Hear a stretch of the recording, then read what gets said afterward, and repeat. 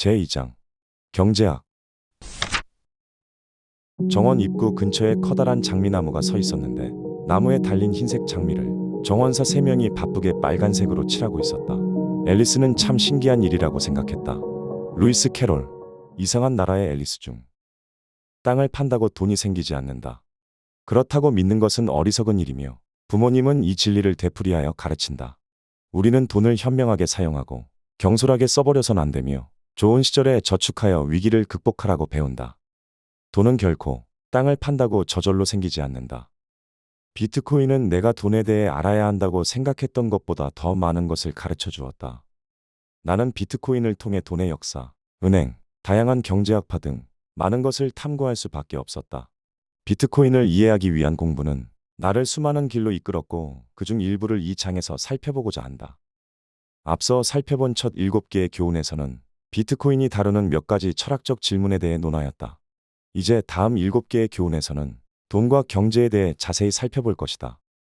다시 강조하지만 나는 표면적인 내용만 다룰 수 있을 것이다. 비트코인은 범위가 넓고 깊어서 하나의 강의나 에세이, 기사 또는 책에서 모든 주제를 다루는 것이 불가능하다. 과연 그렇게 하는 게 가능할지 의문이다. 비트코인은 새로운 형태의 돈으로 비트코인을 이해하기 위해서는 무엇보다 경제에 대해 배우는 것이 중요하다. 인간 행동의 본질과 경제 주체들의 상호작용을 다루는 경제학은 아마도 비트코인 퍼즐에서 가장 크고 모호한 조각 중 하나일 것이다. 다시 한번 말하지만 이 글은 내가 비트코인에서 배운 다양한 것들을 탐구한 것이다. 비트코인 토끼굴로 내려가는 나의 여정을 개인적으로 회고한 것이기도 하다.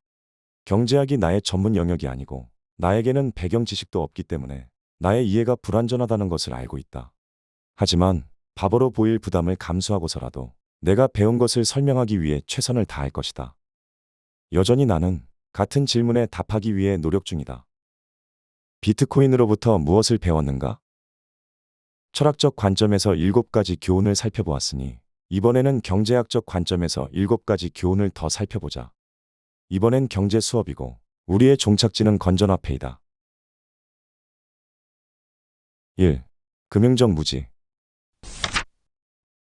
그렇게 물어보면 나를 얼마나 무지한 아이로 보겠어. 안 돼. 그런 건 질문하지 말아야지. 어딘가 쓰여 있는 걸 봐야겠어. 루이스 캐롤, 이상한 나라의 앨리스 중. 가장 놀라웠던 점 중 하나는 언뜻 보기엔 순수하게 기술적 시스템인 컴퓨터 네트워크를 이해하기 위해 방대한 금융, 경제학, 심리학을 이해해야만 한다는 것을 알게 된 것이다. 한 호빗의 말을 빌리자면 이렇다. 비트코인에 발을 들이는 것은 위험한 일이야. 프로도. 백서를 읽고 발을 떼지 않으면 어디로 휩쓸릴지 몰라. 새로운 화폐 시스템을 이해하려면 기존 시스템을 알아야 한다. 나는 이내 교육 시스템에서 내가 누리던 금융 교육이 본질적으로 0이라는 것을 깨닫기 시작했다. 그리고는 5살짜리 아이처럼 스스로에게 질문을 하기 시작했다. 은행 시스템은 어떻게 작동하나? 주식시장은 어떻게 작동하지? 법정화폐란 무엇인가? 정기금은 무엇인가? 빚이 왜 이렇게 많은가? 실제로 인쇄되는 돈의 양은 얼마나 되며 이를 결정하는 사람은 누구인가? 내 무지의 범위에 잠깐 당황했지만 동료들이 있다는 사실에 안도했다. 중앙은행에서 커리어를 시작한 걸 포함해서 내가 금융기관에서 일한 지난 몇 년보다 비트코인이 더 많은 것을 가르쳐 주었다는 사실이 아이러니하지 않습니까? 앨런, 2018년 12월 12일 트위터에서 나는 지난 3년 반의 대학 생활 동안보다 암호화폐 분야에서의 최근 3개월 동안 금융, 경제, 기술, 암호학, 인간 심리학, 정치, 게임 이론, 입법, 그리고 나 자신에 대해서 더 많이 배웠습니다. 더니, 2017년 11월 28일 트위터에서 이것은 트위터 전체에 퍼져 있는 수많은 고백 중 단 2개에 불과하다. 지난 교훈에서 살펴본 것처럼 비트코인은 살아있다. 미제스는 경제학도 살아있는 생물이라 주장했다. 그리고 우리 모두 개인적 경험을 통해 알고 있듯이 살아있는 생물을 이해하기란 어렵다. 과학 시스템은 끝없이 진보하는 지식 탐색의 한 지점에 불과하다. 그것은 필연적으로 모든 인간 노력에 내재된 부족함으로 인해 영향을 받는다. 그러나 이러한 사실을 인정한다고 해서 오늘날의 경제학이 후진적이라는 의미는 아니다.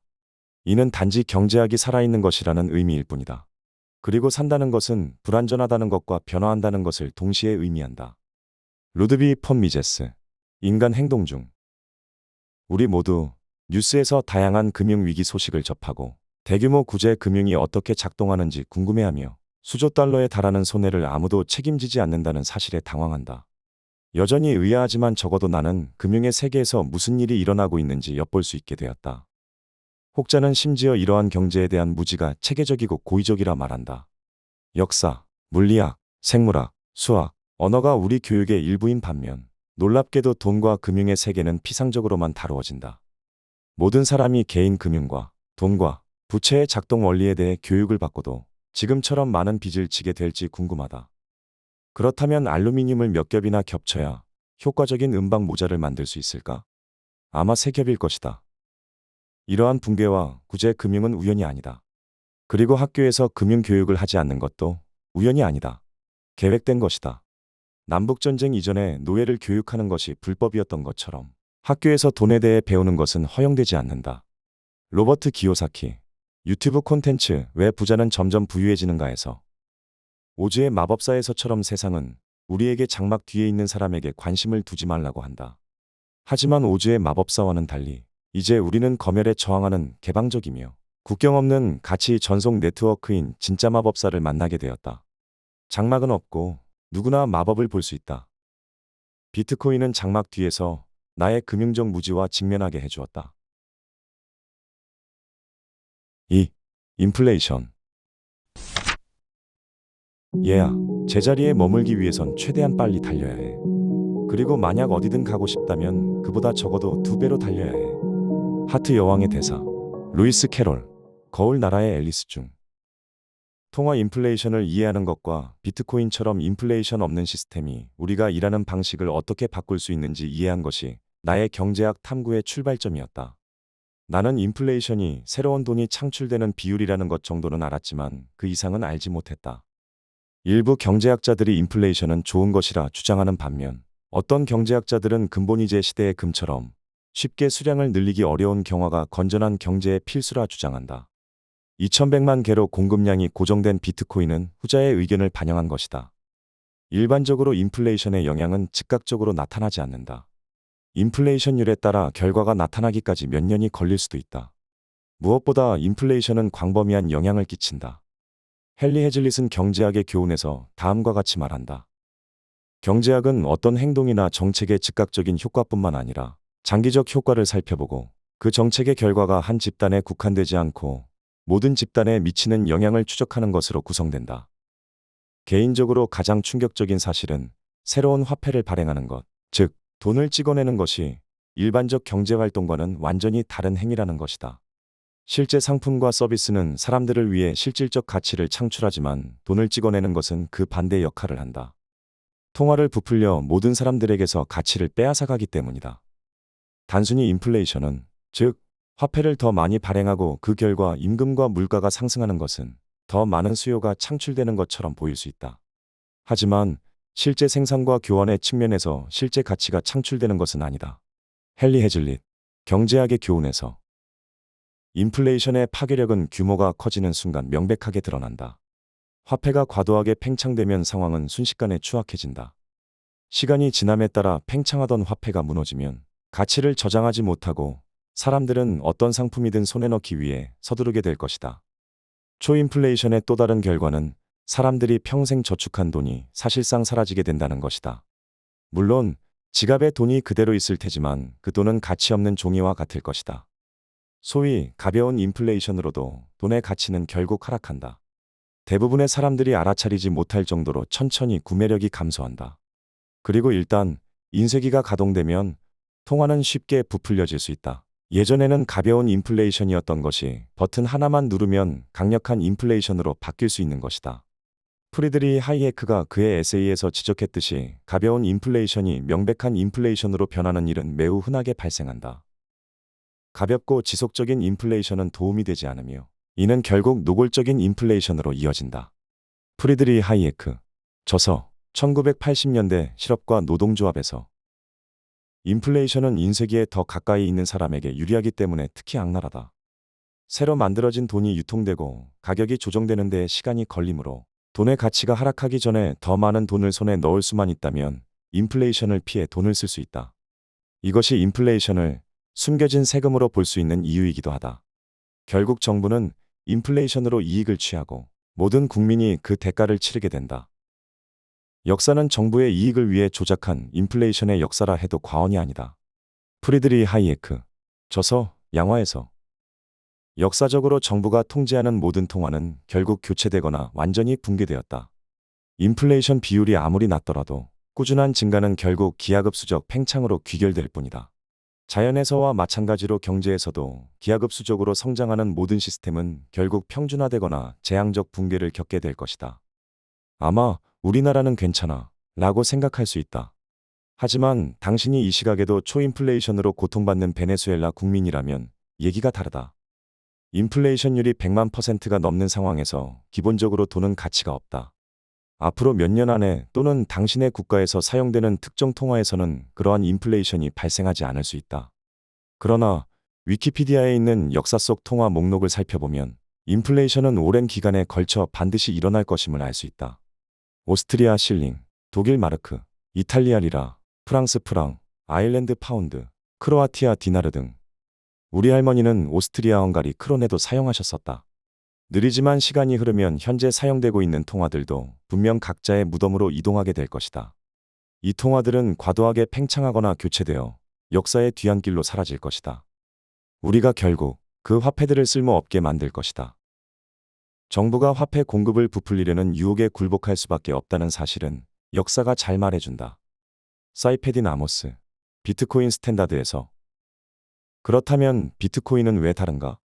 정부가 강제하는 통화와 달리 정부가 규제하지 않고 물리적 법칙에 의해 규제되는 화폐 상품은 시간이 지나도 생존하며 그 가치를 유지하는 경향을 보인다. 오늘날까지 가장 좋은 예는 금이다. 금 대비 괜찮은 양복값의 비율이라는 이름에서 알 수 있듯이 금은 수백 년, 심지어 수천 년 동안 가치를 유지하고 있다. 단기적으로 완벽하게 안정적이지는 않을 수 있지만 분명한 것은 적어도 금이 갖는 가치는 유지될 것이라는 사실이다. 애초에 완벽하게 안정적이라는 것이 의심스러운 개념이지만 말이다.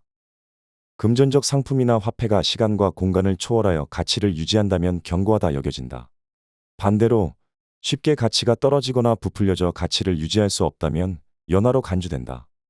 견고함의 개념은 비트코인을 이해하는 데 필수적이며 좀 더 자세히 살펴볼 가치가 있다. 마지막 교훈에서 이에 대해 다시 다루게 될 것이다. 초인플레이션에 시달리는 국가가 늘어날수록 더 많은 사람이 경화와 연화의 차이를 직시하게 될 것이다. 운이 좋다면 일부 중앙은행가들도 자국의 통화정책을 재검토하게 될지 모른다. 어떤 일이 일어나든 어떤 결과가 나타나든 비트코인 덕에 얻게 된 나의 통찰은 매우 귀중한 것이 될 것이다. 비트코인은 나에게 인플레이션이라는 숨겨진 세금과 초인플레이션의 재앙을 가르쳐 주었다. 3. 가치. 하얀 토끼가 다시 천천히 돌아오면서 무언가를 잃어버린 것처럼 걱정스럽게 주위를 둘러보았다. 루이스 캐롤, 이상한 나라의 앨리스 중. 가치는 다소 역설적인 개념이다. 어떤 무언가가 다른 무언가에 비해 가치 있다고 판단하는 이유를 설명하는 여러 이론이 있다. 사람들은 수천 년간 이 역설을 알고 있었다. 플라톤이 에우티데모스와의 대화에서 말했듯이 우리가 어떤 것을 소중히 여기는 이유는 단순히 생존을 위한 필요성 때문이 아니라 희소성 때문이기도 하다.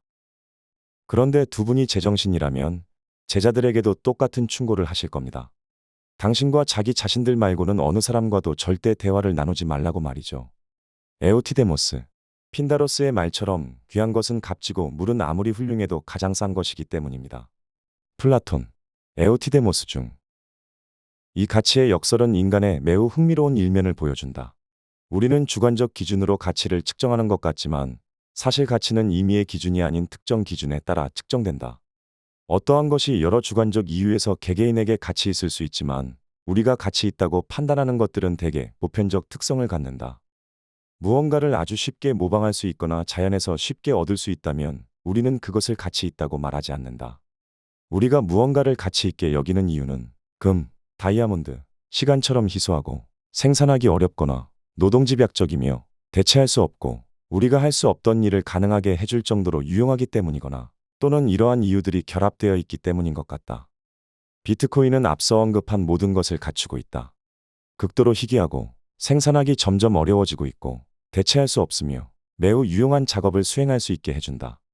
비트코인은 틀림없이 국경을 넘어 가치를 이전하는 최고의 도구이며 그 과정에서 발생할 수 있는 검열과 몰수에 저항한다. 게다가 비트코인은 자기주권적 가치 저장소로서 개인이 은행과 정부로부터 독립적으로 온전히 자신의 부를 저장할 수 있게 해준다. 비트코인은 가치는 주관적이지만 임의적이지 않다는 점을 가르쳐 주었다. 4. 돈.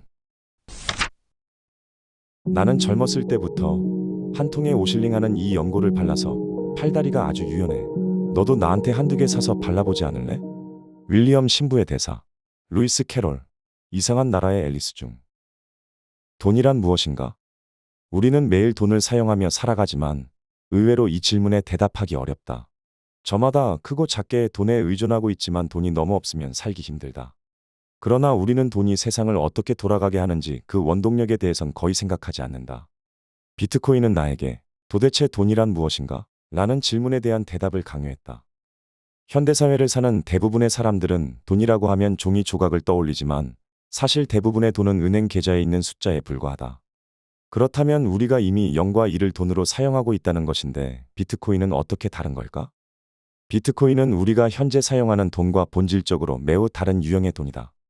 이를 이해하려면 돈이 무엇인지, 화폐가 어떻게 생겨났는지, 금과 은은 역사적으로 왜 가장 빈번하게 사용되었는지를 자세히 살펴보아야 한다. 조개 껍데기, 금, 은, 종이, 비트코인. 결국 사람들이 사용한다면 모양, 형태 또는 그것의 부족함과는 관계없이 무엇이든 돈이 될 수 있다. 돈은 기발한 발명품이다. 돈이 없어지면 세상은 엄청나게 복잡해진다. 새 신발을 사려면 얼마나 많은 물고기가 필요할까? 집을 사는데 몇 마리의 소가 필요할까? 아무것도 살 필요가 없는 상황에서 곧 썩어버릴 사과를 없애야 한다면? 물물교환 경제가 엄청나게 비효율임을 깨닫는 것은 그리 어렵지 않다. 돈의 가장 큰 장점은 무엇과도 교환할 수 있다는 것이다. 정말 대단한 발명품이다. 닉 제보는 셸링아웃, 화폐의 기원에서 이에 대해 훌륭하게 요약했다. 우리 인간은 상아, 조개, 특수뼈와 같은 희귀한 재료로 만든 구슬, 다양한 종류의 장신구, 나중에는 은과 금과 같은 희귀 금속까지 모든 종류의 것을 돈으로 사용했다. 이런 의미에서 비트코인은 귀금속과 비슷하다. 공급량을 변경하여 가치를 유지하는 대신 공급량은 미리 결정되어 있고 그 가치가 변동된다. 사토시 나카모토, 셉 하슬버거에게 보내는 답변에서 인간은 게으른 동물이기 때문에 당장 잘 작동하는 것에 대해서는 별로 걱정하지 않는다. 우리 대부분에게 돈은 잘 작동한다. 대부분의 사람들은 자동차나 컴퓨터처럼 고장이 난 경우에만 내부 작동 원리를 생각하게 된다. 초인플레이션으로 인해 일생을 바쳐 모은 저축이 사라지는 것을 본 사람들은 경화의 가치를 잘 알고 있다. 마치 나치 독일이나 소련 러시아의 잔혹 행위로 인해 친구와 가족의 죽음을 경험한 사람들이 프라이버시의 가치를 아는 것과 같다. 문제는 돈이 우리의 모든 생활에 영향을 끼친다는 것이다. 돈은 모든 거래의 절반을 차지하고 있고 돈을 만드는 일을 담당하는 사람에게는 엄청난 힘이 있다. 돈이 모든 상거래의 절반을 차지하고 있고 모든 문명의 흥망성쇠가 말 그대로 돈의 질에 따라 결정된다는 점을 감안할 때 우리도 알지 못하는 사이에 일어나고 있는 이 엄청난 힘에 대해 이야기하고 있는 것이다.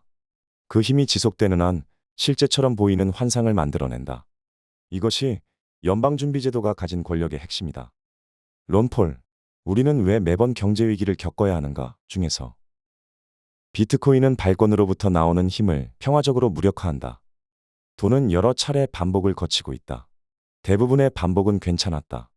어떤 식으로든 개선되었다. 그러나 최근에 화폐의 내부 작동이 손상되었다. 오늘날 거의 모든 화폐는 권력에 의해 무에서 유를 창조하고 있다. 어떻게 이런 일이 벌어졌는지 이해하기 위해 나는 돈의 역사와 몰락에 대해 배워야 했다. 이 부패를 바로잡기 위해서 일련의 재앙이 불어닥쳐야 할지 아니면 단순히 훌륭한 교육이 필요할지는 아직 미지수이다. 하지만 건전화폐의 신에게 후자이기를 기도해본다. 비트코인은 나에게 돈이 무엇인지 알려주었다.